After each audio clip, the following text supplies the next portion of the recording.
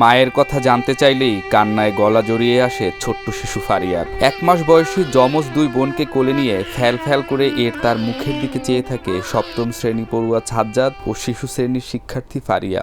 কান্না করে না, কান্না করে না, কান্না করে না, কান্না করে না, কান্না করে না রে। 13 বছর বয়সেই নিজের আর 3 বোনের দায়িত্ব এখন বড় ভাই সাজ্জাদের। এতটুকু বয়সে যাকে মায়ের হাতে তুলে খাইয়ে দেবার কথা, সে নিজেই এখন কাঁদছে বোনদের খাবার জোগাড়ের তাড়নায়। ক্যামেরার সামনে কান্নায় চোখ ভিজে এলে ছোট্ট সাজ্জাদ হারিয়ে ফেলে বলতে চাওয়া দুঃখের কথা। মায়ের শ্বাস ছিল পরে সে রাত্রে বেশি শ্বাসটার কারণে সে মারা যায়।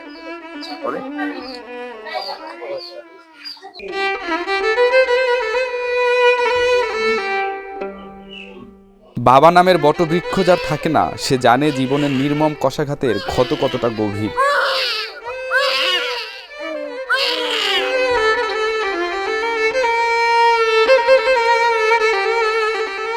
মায়ের মৃত্যু আর বাবার হাজতবাসে প্রতিটা মুহূর্তে চরম অনিশ্চয়তার মুখোমুখি হচ্ছে 2 নবজাতক সাজ্জাদ ও ফারিয়া।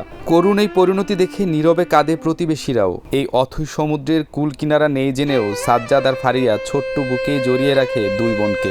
এখন এই বাচ্চাকে আমরা কিভাবে বাঁচাবো? যদি আপনি জামালের মুক্তি না দেন তাহলে বাচ্চাকে নিয়ে যান, আমরা একাই যাবো। বাবার কাছে নিয়ে যান আর একভাবে এক টাকা বসে গেল। বাপ ছিল একদিন কামাই রুজি করিয়া আনছে, বাচ্চা দুটারে খাওয়াইতে পারছে, দুধটু কিনে এখন হেয়াও করে না বুঝছেন। এখন এই যে 70টা মুলুককে তারে কেসে দিয়া এই যে ফাঁসাই দিছে, এখন জেলে। এখন এই বাচ্চা, এই 4টে বাচ্চা কি হবে? আর কেডা ইয়ে দেখতে পান কার কি সম্পদ আছে? সে রাজনীতি জীবনে করে নাই, সে ভালো মন্দ বলা রাজনীতির কোনো জড়িত নেই, কোনো কাগজপত্র নেই, কিচ্ছুতে নাই। আপনি কৃষক আয় হচ্ছে খাইছে, আর এই বাচ্চাগুলো এই বাচ্চা দুটো দিচ্ছে বইয়ের রয়েছে। এখন তো নাই, এখন কি হবে? আপনার জোর দাবি আমাকে যাতে আরে মুক্তি দেওয়া হোক, আমরা মুক্তি চাই। যমজ 2 সন্তানের জন্মদানের 1 সপ্তাহ পরে স্ত্রী মারা গেলে ছোট ছোট 4 সন্তান নিয়ে অকুল পাথারে পড়েন গোপালগঞ্জের কোটালীপাড়া চিত্রাপাড়া গ্রামের দিনমজুর জামাল মিয়া। পুলিশ এসে দরজা নক করে দরজা খুললে বলে আপনি আসেন, থানায় আসেন, আপনার সাথে কথা বলবে, আপনি সকালে আবার চলে আসবেন। তখন সে গেলে পরে ওখান থেকে মিথ্যা মামলা দিয়ে তাকে জেলে নেওয়া হয়েছে।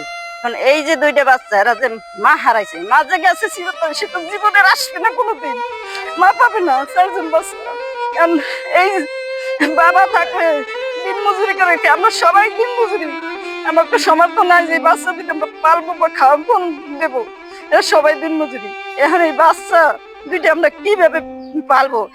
যদি বাপের আনকে দিলে আমরা রানকে দিতে পারতাম, যদি ইনকাম করে আনকে দিত, দিন মজুরি করে আমরা রানকে দিতাম। যদি না নিয়ে বাবা বুকে লেগেছেন, বাবা ওরা নিয়ে গেছে, 70 টাকা দিয়ে দিছে। এখন এই বাচ্চা আমরা কিভাবে পারবো? আমরা কিভাবে বাঁচাবো? এখন চোখের পানি, আমাকে চোখের তো পানি সবসময় থাকে। আর এই যে আমার জানা ছিল, অনেক ভালো ছিল, কারোর সাথে কোনো খারাপ ব্যবহার কোনো সময় করে নাই। আর আমরা জীবনে কোনোদিন ভুলতেও পারবো না, এটা ভোলার মতো না, বুঝছেন। একদিকে সংসারের অভাব অনটন, অন্যদিকে যমজ 2 নবজাতকের দুধ কেনার খরচ। এরই মধ্যে রাজনৈতিক মামলায় গ্রেপ্তার হয়ে হাজতে আছেন জামাল মিয়া। এই শুক্রবার রাতে আমার বাবাকে ধরে নিয়ে যায় তারা পুলিশে। তারপরে তাদের সাথে যাই, আর আমার বলছি আমার বাবাকে ছেড়ে দিন, তাও তারা সারে নিয়ে চলে গেছে।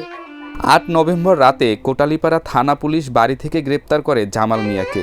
এরপর তাকে গোপালগঞ্জ সদর থানায় হস্তান্তর করা হয়। পরিস্থিতির বর্ণনায় কান্নায় ভেঙে পড়েন জামাল মিয়ার মা।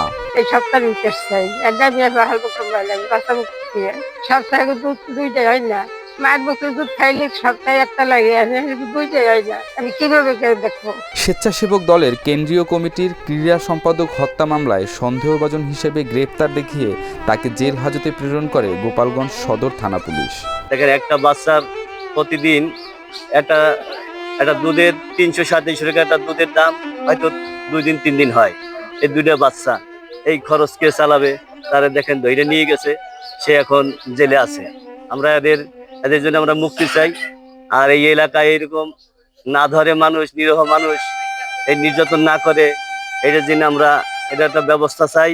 জুলাই অভ্যুত্থানে গণহত্যায় জড়িত আওয়ামী লীগের রাঘব বোয়ালদের গ্রেপ্তারে ব্যর্থ প্রশাসন তাড়িয়ে বেড়াচ্ছে তৃণমূলের কর্মীদের। জামাল মিয়া রাজনীতির সাথে জড়িত না থাকলেও রাজনৈতিক প্রতিহিংসার শিকার হয়েছেন বলে দাবি করছেন স্থানীয়দের অনেকেই। তো এই যে ধৈর্য নিয়ে গেছে, বুঝতাম সে যদি রাজনীতির সাথে জড়িত থাকতো কিংবা রাজনীতি করতো তাহলে একটা কথা থাকতো যে সে রাজনীতি করে, তার ধৈর্য নিছে, কি রাজনীতি করে কিছু ফায়দা হাসিল করছে, কিন্তু সে তো কোনো রাজনীতির সাথে জড়িত না। তার যেইভাবে ধৈর্য নিল, এগুলো তো আসলে খুব দুঃখজনক। মানুষ হয়রানিমূলক যে এরকম ধৈর্য নেওয়া মানুষের বাচ্চাদের অবস্থা মানে দিন কেমন যাচ্ছে? বর্তমানে দিন খুব খারাপ অবস্থা যাইতেছে। মা নাই ঘরে, বাবাকে নিয়ে গেছে জেলে। এদের তো আর কোনো পাশে দাঁড়ানোর মতো কেউ নাই। ছোট দুইটা বাচ্চা স্কুলে যায়, সামনে মাধ্যমিক পরীক্ষা চলতেছে, শুরু হবে, লেখাপড়ার খরচ এগুলো দেবে কে? দুইটা বাচ্চার দুধ কেনার টাকা লাগবে না, মা তো নাই। এই যে খাওয়ান খরচের পোষণ, এগুলো কে চালাবে এখন?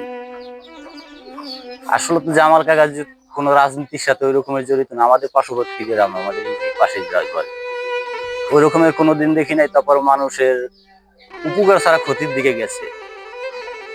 তো তারে যে এইভাবে ধরে এনেছে, এটা খুব খারাপ, কি দুঃখজনক ব্যাপার। এটা আমরা দাবি করতেছি এলাকাবাসী হয়ে, এলাকা লোক হয়ে, যে তাকে যেন অচিরেই মুক্তি দেয়, তাকে তার জামিনের ব্যবস্থা করে দেয়। কারণ তার পরিবার দিকে আর না হলে তার মেয়ে ছেলের দিকে তাকাইয়ে তাকে যেন জামিন দিয়ে দেয়।